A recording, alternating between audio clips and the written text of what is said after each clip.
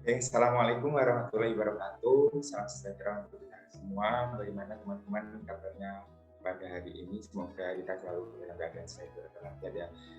Perkenalkan sebelumnya kami dari kelompok 3 kelas D3 dari mata kuliah Biosistematika Prodi Biologi Universitas Airlangga akan mempresentasikan dan juga menjelaskan bagaimana analisis genetik dan juga filogenetik dari tumbuhan.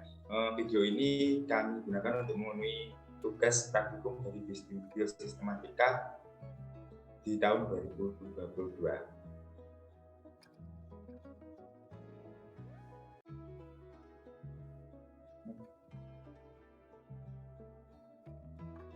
Next satu. Untuk nantinya dari penjelasan video materi kami akan memuat tentang yang pertama adalah tabel karakteristik, membuat penyusunan fenogram, penyusunan kartogram, bagaimana deskripsi statistik, yaitu meliputi konsistensi indeks dan juga retention index. Yang kelima adalah pembuatan tabel kalibrasi, dan juga yang keenam adalah penyusunan power biologi. Sebelumnya kami juga ingin perkenalan bahwasanya anggota kami itu terdiri dari yang pertama ada Lina Putri Anggraini dengan nomor NIM akhir 059, ada Siska Ayu Setianingsih dengan nomor NIM akhir 069, Sandra Abrenia Riyadini dengan nomor NIM akhir 071, dan saya sendiri Roni Setiawan dengan nomor NIM akhir 075, dan juga Fafikoh Najib Abdul dengan NIM akhir 086. Salam kenal untuk teman-teman.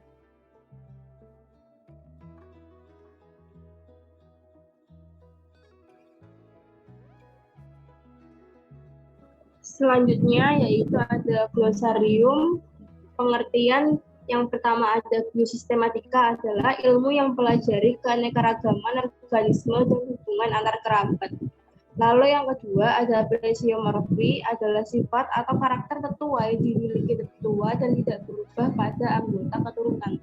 Yang ketiga ada apomorfi, adalah karakter tetua yang telah mengalami perubahan pada anggota keturunannya. Yang keempat ada fenogram, adalah diagram hasil dari analisis genetik yang menginterpretasikan hubungan kekerabatan organisme berdasarkan perbedaan atau kesamaan ciri morfologi karakter yang diamati.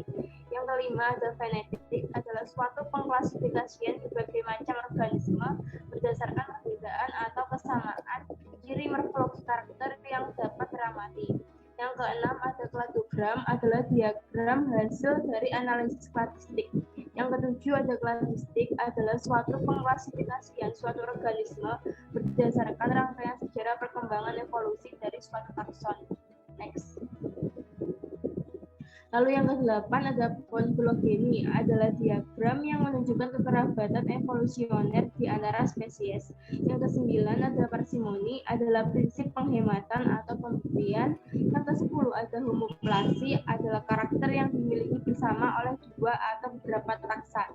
Dan yang terakhir ada karakteristik, adalah suatu karakter yang bersifat khas atau khusus dan tidak dijumpai pada kelompok lainnya.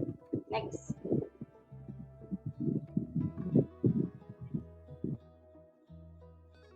Nah, yang berikutnya yaitu ada spesimen tumbuhan dengan spesimen yang kita gunakan untuk menyusun pembuatan video ini, yaitu yang pertama ada Chlorococcus, yang kedua ada Cardia indica, yang ketiga ada Polytrichum comum, yang keempat ada Pteridinium albinum, yang kelima ada Pinus sp, yang keenam ada Kinetogenemon, yang ketujuh ada Carica papaya, yang kedelapan ada Panicera indica, yang kesembilan ada Auriculopipa, yang ke-10 Sianas, yang terakhir ada Jupiter acuminata.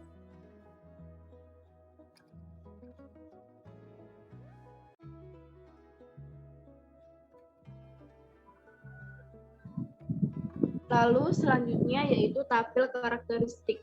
Di sini mengambil 11 kelompok tumbuhan dengan perwakilan pertama yaitu ada perwakilan dari Chlorophyta yang diwakili oleh Chlorococcus. Yang kedua perwakilan Hepatocopita yang diwakili oleh Riccardia indica. Yang ketiga, perwakilan dari Bryophyta diwakili oleh Polytrichum commune. Lalu yang keempat, perwakilan dari Pteriodophyta diwakili oleh Pteridium aulinium. Yang kelima sama keenam itu perwakilan dari Gymnospermae dengan urdo pertama yaitu adalah tumbuhan Pinus sp, dan yang kedua yaitu Gnetum gnemon. Lalu untuk ke-7, ke-8, dan ke-9 adalah perwakilan dari Magnoliopsida dengan ordo pertama diwakili oleh tumbuhan Carica papaya, ordo kedua diwakili oleh Mangifera indica, ordo ketiga diwakili oleh Oryza sativa, dan tumbuhan yang ke-10 dan ke-11 merupakan perwakilan dari Liliopsida dengan ordo pertama yaitu Ziamais, dan ordo yang kedua adalah Zingiber officinale. Yang pertama yaitu untuk perwakilan Chlorophyta yang diwakili oleh Chlorococcus dengan sel penyusun tubuhnya yaitu kolonisel, maka bernilai 1. Selanjutnya diferensiasi jaringannya tidak ada, 0. Yang ketiga penyusun tubuhnya sel seragam, jaringan pengangkut tidak ada, maka juga 0. Alat plakatnya 0. Bentuk alat plakat 0 dan stadium yang dominan adalah Sporotalus, maka bernilai 1. Untuk Riccardia indica perwakilan dari Hepaticophyta yaitu mempunyai nilai 2 karena bentuk sel penyusunnya multiseluler. Untuk diferensiasi jaringannya tidak ada, sel penyusun tubuhnya sel seragam, jaringan pengangkutnya 0 tidak ada, alat plakatnya punya. Lalu bentuk alat plakatnya yaitu berupa rhizoid uniseluler, maka bernilai 2. Untuk stadium yang dominannya berupa gametotalus, maka bernilai 2 juga. Untuk perwakilan dari Bryophyta yaitu Polytrichum commune mempunyai penyusun tubuh multiseluler, maka bernilai 2. Diferensiasi jaringannya tidak ada, 0. Penyusun tubuhnya sel seragam 0, jaringan pengangkutnya ada karena tanaman paku-pakuan. Lalu alat plakatnya ada berupa akar, bentuk alat perekatnya berupa rhizoid uniseluler, stadium yang dominan gametotalus. Lalu yang keempat yaitu perwakilan dari Pteriodophyta berupa Pteridium aulinium, sel penyusunnya multiseluler, diferensi jaringannya sudah ada. Lalu penyusun tubuhnya ada diferensiasi, jaringan pengangkutnya sudah ada, alat plakatnya ada, bentuk alat plakat berupa akar serabut, dan stadium yang dominan berupa sporofit. Lalu perwakilan dari Gymnospermae dengan ordo pertama dan ordo kedua sama-sama penyusun tubuhnya berupa multiseluler, diferensiasi jaringannya ada, penyusun tubuhnya ada diferensiasi, jaringan pengangkutnya ada, alat plakatnya juga ada, bentuk alat plakatnya akar tunggang, stadium yang dominan berupa sporofit. Lalu untuk perwakilan dari Magnoliopsida ordo pertama sampai ordo ketiga sama-sama mempunyai sel penyusun tubuh multiseluler, diferensi jaringannya ada, penyusun tubuhnya ada diferensiasi, jaringan pengangkutnya ada, alat plakatnya ada, bentuk alat plakat di sini berbeda pada yang ordo ketiga, Oryza sativa, bentuk alat plakatnya berupa akar serabut, sedangkan Mangifera indica dan Carica papaya bentuk alat plakatnya berupa akar tunggang. Untuk stadium yang dominan ketiga ordo sama.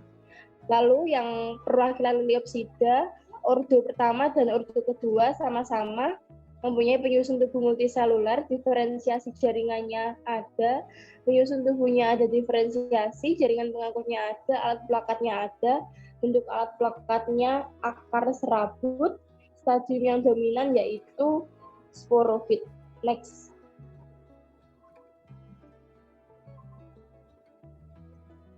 Untuk karakter selanjutnya yaitu perwakilan dari Chlorophyta, tubuh tumbuhannya tidak ada bentuk khusus, alat penyebarannya tidak ada bentuk yang khusus, organ pengambilan nutrisinya tidak ada organ khusus, gametofitnya tidak ada, organ reproduksinya tidak ada bentuk khusus, daun sungguhnya juga tidak ada, jenis tumbuhannya tidak ada.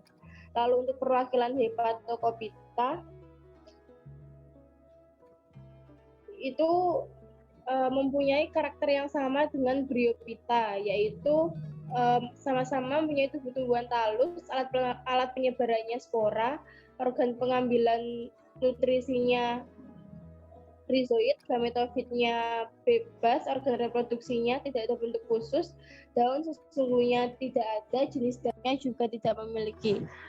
Lalu untuk karakter Pteridium aulinium itu tumbuh-tumbuhannya kormus, alat penyebarannya spora, organ pengambil nutrisinya berupa akar, gametofitnya bebas, organ reproduksi sporofit, daun sesungguhnya ada, dan jenis daunnya berupa mikrofil. Untuk ordo perwakilan dari Gymnospermae, ordo pertama sama ordo kedua yaitu sama-sama mempunyai tumbuh-tumbuhan yang sama, lalu alat penyebarannya juga sama. Terus perbedaannya terletak pada organ reproduksi, yaitu jika yang ordo pertama dia strobilus, yang ke ordo kedua berupa bunga. Untuk karakter perwakilan Magnoliopsida ketiga ordo memiliki karakter yang sama, begitu juga pula dengan perwakilan Liopsida kedua ordo memiliki karakter yang sama. Next.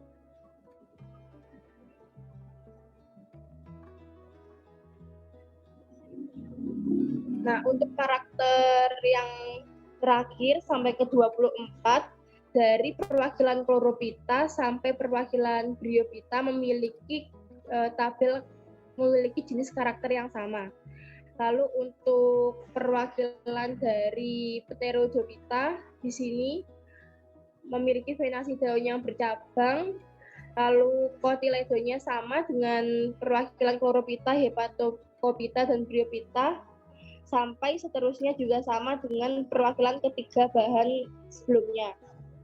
Lalu untuk perwakilan dari Gymnospermae, kedua ordo memiliki perwakilan yang sama kecuali terletak pada bentuk daun, sama terletak pada Endospermae dan tipe daunnya. Lalu untuk perwakilan dari Magnoliopsida, ketiga ordo memiliki karakter yang sama kecuali terletak pada venasi daun pada ordo ketiga. Dan untuk perwakilan Liopsida mempunyai karakter yang sama di kedua ordonya. Next.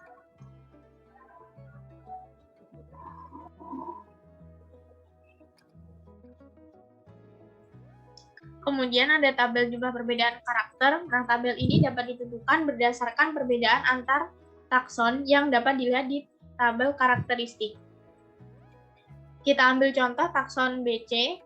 Dapat terlihat bahwa perbedaan antara takson B dan takson C hanya ada satu, yaitu pada jaringan pengangkutnya. Pada takson B tidak ada jaringan pengangkut, sedangkan pada takson C ada jaringan pengangkut. Contoh lain pada takson FG, di mana dapat terlihat bahwa perbedaan antara takson F dan G ada dua, yaitu pada fertilisasi dan tepi daun. Begitu seterusnya sampai seluruh tabel terisi penuh.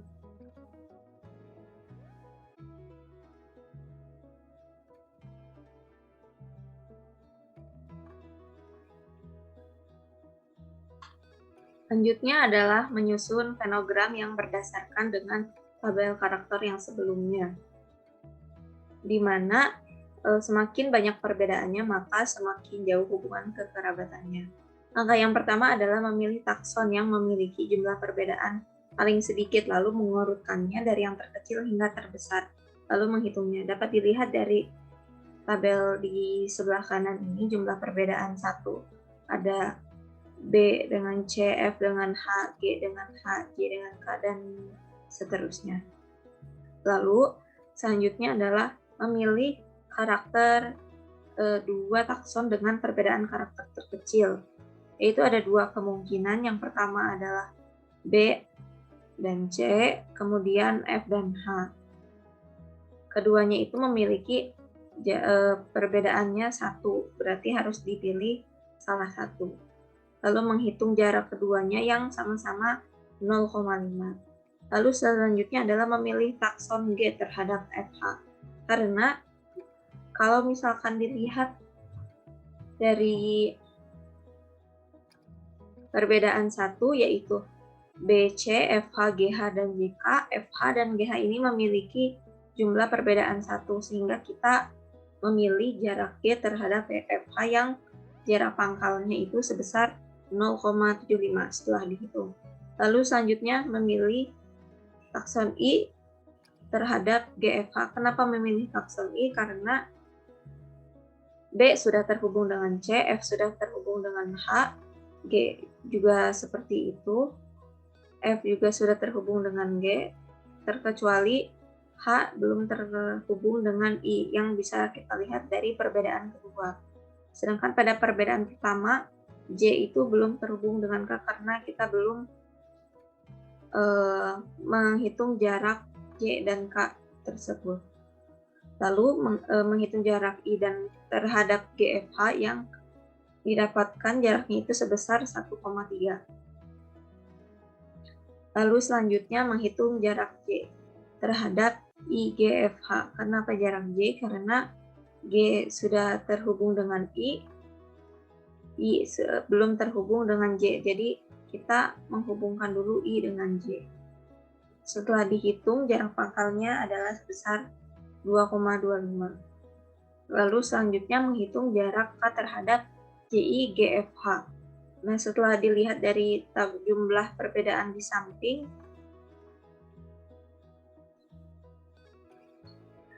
jarak J ini belum terhitung. Jadi kita menghitungnya dan total jarak pangkalnya itu sebesar 2,25. Selanjutnya adalah menghitung jarak K terhadap JIGFH yang jarak pangkalnya adalah 2,3. Lalu selanjutnya menghitung jarak E terhadap KJIGFH. Kenapa memilih takson E? Karena setelah dilihat semuanya sudah terhubung terkecuali takson E dan D. Sedangkan D itu masih jauh jaraknya sehingga kita lebih memilih jarak E dulu terhadap jarak KJI GFH yang jarak pangkalnya itu sebesar 3,5.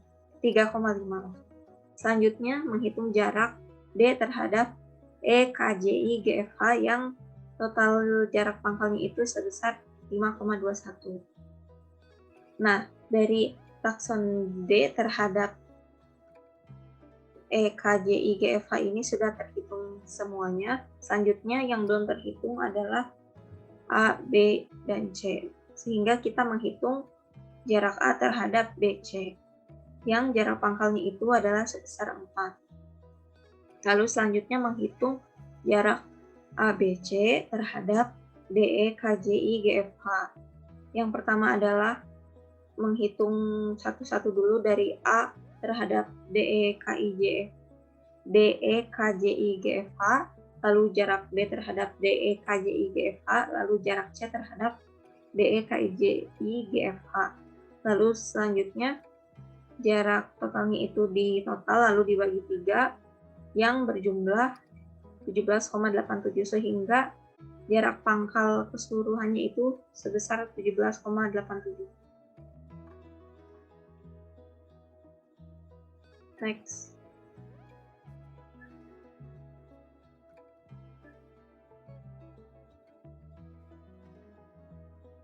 Nah, di sini bisa dilihat sudah terhitung semuanya, berarti ada 2 regu, yaitu regu ABC dan regu DE KJI GFH. Dan jarak pangkal paling bawahnya itu adalah 17,87. Bisa dilihat dari penogram berikut. Next.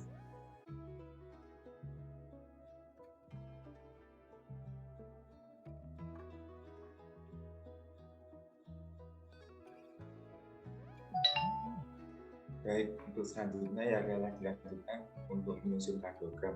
Sebelum menyusun kartogram, terlebih dahulu kita harus menyusun yang namanya adalah tabel polarisasi peringkat akomodir yang diperoleh berdasarkan dari nilai karakter, tabel karakter yang dijelaskan di awal tadi. Di tabel peringkat akomodir sendiri, yaitu adalah kita peroleh dari masing-masing takson, yaitu adalah nilai-nilai karakter dan juga totalnya. Diperoleh juga nilai MN yang mana nantinya digunakan untuk menghitung konsistensi indeks dan juga retention index, yang mana M ini sendiri merupakan jumlah total minimum banyaknya perubahan, sedangkan N adalah jumlah maksimum perubahan pada kilo ini.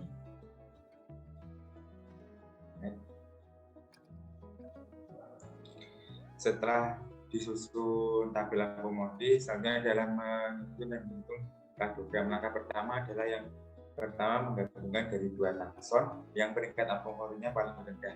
Dari tabel akomodir yang telah disusun tadi dapat diketahui bahwasanya akomodir yang paling rendah itu adalah takson A dan juga takson B. Untuk itu dibuatlah kladogram awal untuk takson A dan takson B, kemudian ditentukan nilai nodus dari kedua takson yang sama, yaitu ada 11, 71, 91, 21.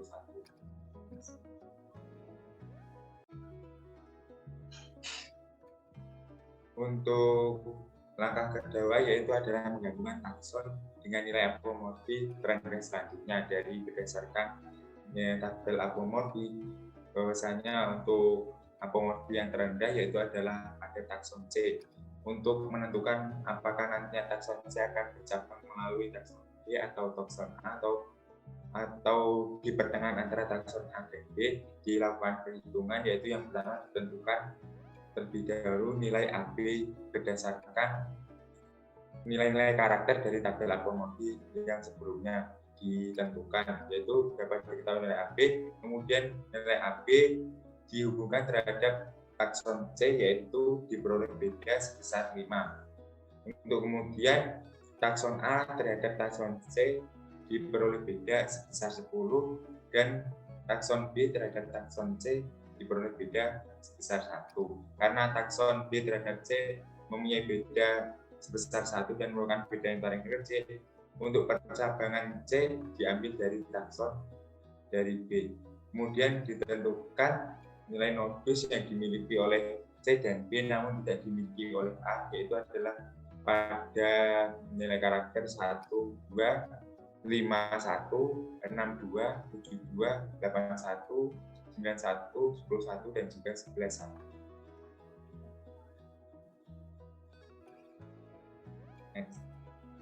Langkah selanjutnya yang ketiga itu sama halnya dengan langkah yang kedua, itu menggabungkan takson dan nilai akomodir terendah selanjutnya berdasarkan dari tabel akomodir yang telah kita susun tadi. Bahwasanya untuk langkah ketiga ini akomodir terendah yaitu adalah pada takson D. Untuk menentukan bahwasanya takson D nantinya akan bercabang melalui takson C atau takson B, atau mungkin di pertengahan antara takson C dan B, dilakukan perhitungan seperti halnya dari langkah kedua tadi, yaitu ditentukan terlebih dahulu nilai BC yang berdasarkan nilai tabel akomodir tadi.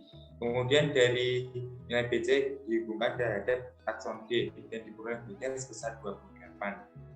Selanjutnya yaitu ada menghubungkan takson B dan juga takson D dan diperoleh nilai beda sebesar 15. Kemudian dari takson C dihubungkan dengan terhadap takson D dan diperoleh beda sebesar 14. Karena nilai takson dari C terhadap D sebesar 14 merupakan takson terkecil, untuk itu takson D dipercabangkan melalui takson C dan ditentukan nilai nodus yang mana nilai karakter itu dimiliki oleh C dan D namun tidak dimiliki oleh B dan A, yaitu adalah pada nilai karakter 21, 31, 64, 73, 82, 10, 2, 12, 1, 13, 1, 14, 1, 15, 2, 18, 1, dan juga 23, 1.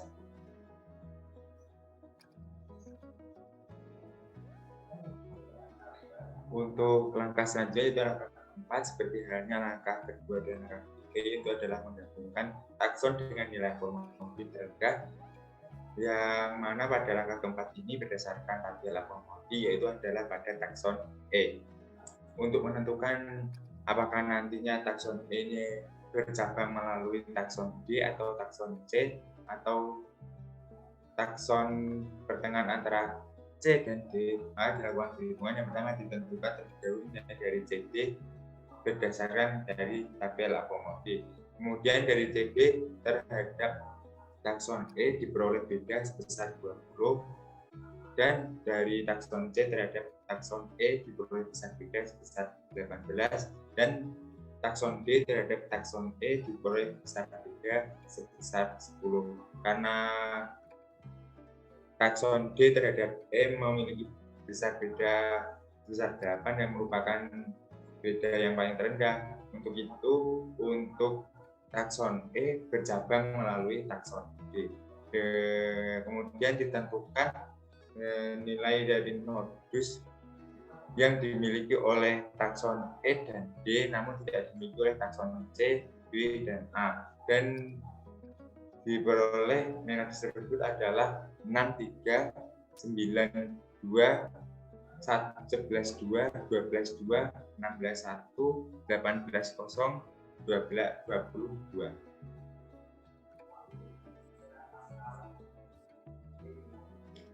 Agar mempercepat waktu penjelasan, kami meloncati ke langkah yang ke-8, seperti halnya langkah-langkah sebelumnya, yaitu adalah menggabungkan takson dengan informasi yang sudah terendah selanjutnya dari informasi terendah yang sebenarnya kita hitung. Untuk langkah ke-8 ini, informasi yang terendah selanjutnya itu adalah pada takson I. Bagaimana nantinya takson ini akan bercabang melalui takson H, ataukah takson G, ataukah di pertengahan antara takson G dan H. Dilakukan perhitungan, yaitu ditentukan terlebih dahulu nilai GH berdasarkan tabel akomodir. Diperoleh nilai GH kemudian dihubungkan dengan takson I. Nilai GH terhadap takson I yaitu memiliki beda sebesar 38, dan juga takson G terhadap takson I diperoleh beda sebesar 3, dan takson H terhadap takson I diperoleh beda sebesar 2. Karena takson H terhadap takson I memiliki beda yang sedikit, untuk itu takson I bercabang melalui takson H. Kemudian ditentukan nilai nodus yang dimiliki oleh takson I dan H, namun tidak dimiliki oleh takson A, B, C, D, E, F, G. Dan diperoleh nilai nodus tersebut adalah 61 dan juga 15,1. Langkah ke-9 yaitu adalah menggabungkan takson dengan nilai informasi terendah selanjutnya, yang tadinya adalah terendah adalah I, kemudian sekarang adalah J.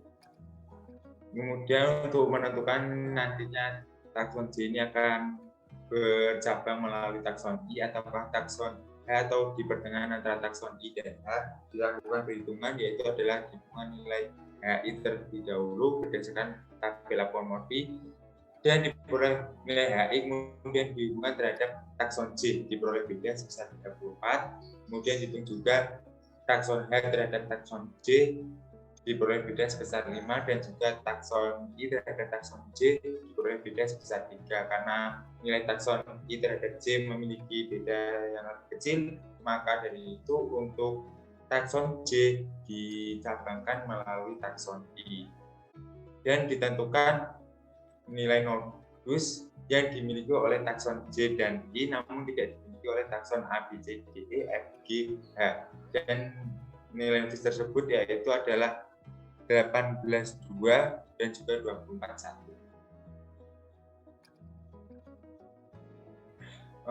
Untuk langkah yang terakhir dalam menyusun program yaitu menghubungkan takson dengan nilai informasi terendah, yang terakhir yaitu adalah nilai takson K, yaitu sebelum menghubungkan takson K ke program, apakah nantinya bercabang melalui takson J ataukah takson I, atau di pertengahan antara takson I dan J. Dilakukan perhitungan seperti halnya langkah-langkah yang sebelumnya, yaitu ada ditentukan terlebih dahulu nilai IJ berdasarkan tabel akomodir. Kemudian nilai IJ dihubungkan terhadap takson K dan diperoleh beda sebesar 36. Kemudian takson I dihubungkan terhadap takson K dan diperoleh beda sebesar 4. Takson J terhadap takson K dan diperoleh beda sebesar 1. Karena takson J terhadap takson K memiliki beda yang lebih kecil dari takson yang lain, yaitu dari sebesar 1. Untuk itu takson K dicabangkan melalui takson J. Dan ditentukan nilai nodusnya yang dimiliki oleh K dan J, namun tidak dimiliki oleh takson A, B, C, D, E, F, G, H, I, yaitu adalah nodus 17,1.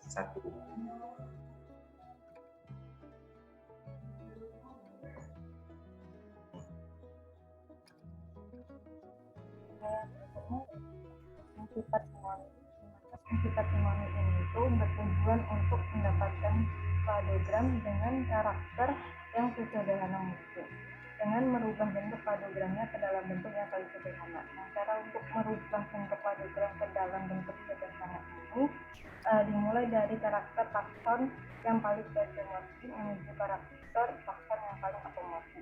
Dan ini merupakan gambar kladogram yang telah kami kasihkan.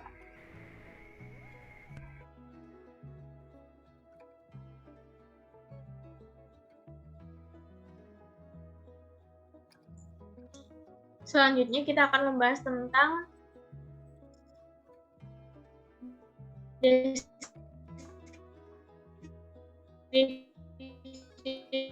statistik, yaitu untuk rumus CI yang pertama ada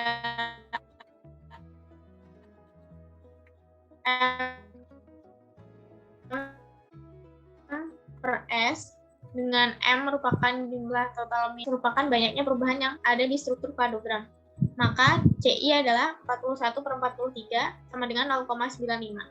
0,95 mendekati angka 1 sehingga kladogram tersebut dapat dibilang homoplasinya sangat rendah.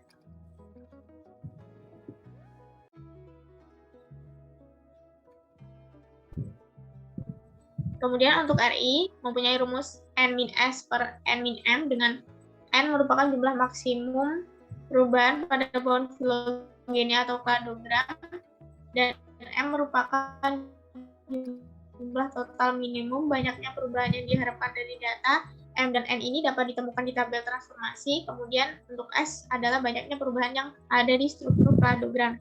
Maka RI sama dengan 89-43 per 89-48 dihasilkan 0,95.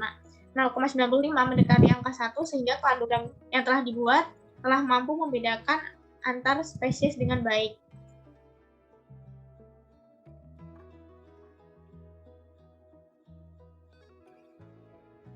Nah, yang berikutnya yaitu pembuatan tabel kalibrasi. Tujuannya yaitu untuk memberikan informasi kapan terjadinya evolusi yang menyebabkan pemisahan atau klasifikasi secara pohon filogeni. Dan itu tabel kalibrasi juga bisa digunakan untuk menggambarkan suatu pohon filogeni. Nah, dalam pembuatan tabel kalibrasi ini digunakan 3 data, yaitu data geologi, paleontologi, dan literatur, di mana data geologi itu digunakan untuk menduga kapan suatu garis evolusi atau suatu takson muncul atau keberadaan daerah tepat takson yang diamati itu ditemukan. Yang berikutnya yaitu data paleontologi digunakan untuk menentukan suatu takson ditemukan pada lapisan batuan periode keberapa. Maksudnya di sini tuh takson yang kita pelajari atau kita amati itu telah ada sebelumnya, bukan pertama kali dia muncul. Yang berikutnya yaitu ada data literatur yang diperoleh dari bukti atau data geologi dan paleontologi yang telah dilaporkan oleh peneliti lain. Nah, dalam penyusunan tabel kalibrasi ini kami menggunakan data literatur karena data geologi dan paleontologi didapat ketika seseorang tersebut mengamati takson yang diamati secara langsung pada lapangan. Sedangkan kami hanya tidak melakukan pengamatan tersebut secara langsung, sehingga kami hanya menggunakan data berdasarkan bukti geologi atau paleontologi yang telah dilaporkan oleh peneliti lain. Nah, berikut tabel kalibrasinya.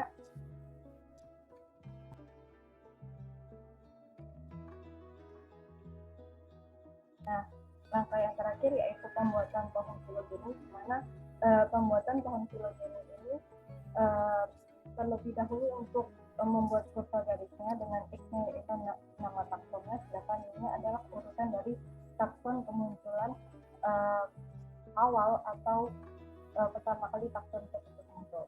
Itu dapat dilihat pada spesies Chlorococcus, di mana dia ditemukan sekitar 1 miliar tahun yang lalu, yang menandakan bahwa takson tersebut pertama sekali atau awal muncul di yang terakhir yaitu ada Manicera indica, yaitu pada 4.000 tahun yang lalu ditemukannya. Lalu kemudian pembuatan pohon filogeni itu ditarik garis berdasarkan tahun kemunculannya.